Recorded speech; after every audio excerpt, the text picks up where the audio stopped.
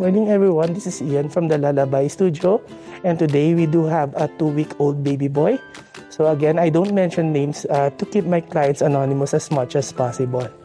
So sa ngayon, we are just trying to settle him down muna kasi kaka-feed niya pa lang and kakatapos lang niya magsinok, no? So for today's session, let's see kung paano tayo magsa-start ng ating session, kung paano ang magiging workflow natin kay baby.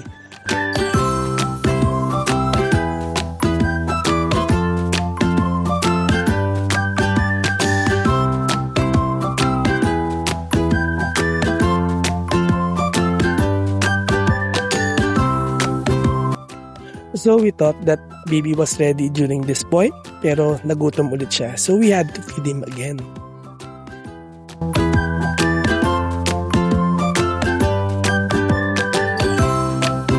So, isa tayo.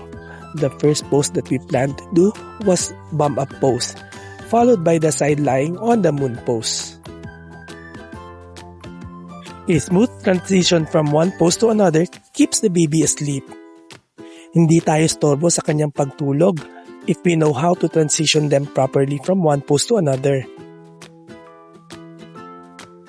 Effective transitioning comes from knowledge and experience. To close off our session, we will do all the wrap poses na.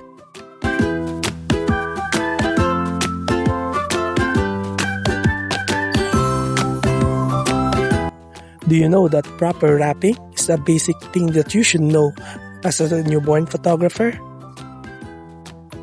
So, if you want to learn our way of an efficient and effective newborn photography, feel free to DM us or drop us a comment in the comment section below.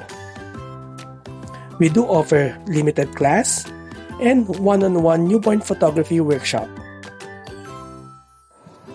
So yung session ko with the 2-week-old baby boy ended smoothly. He was a bliss, no? He was calm during the whole session.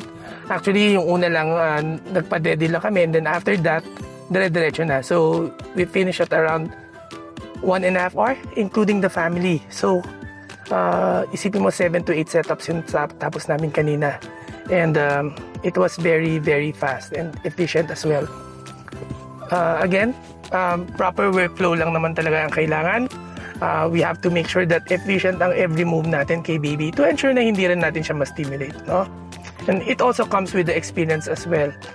So, if you want to know more about us, make sure to follow us on our socials: Facebook, Instagram, YouTube, and TikTok.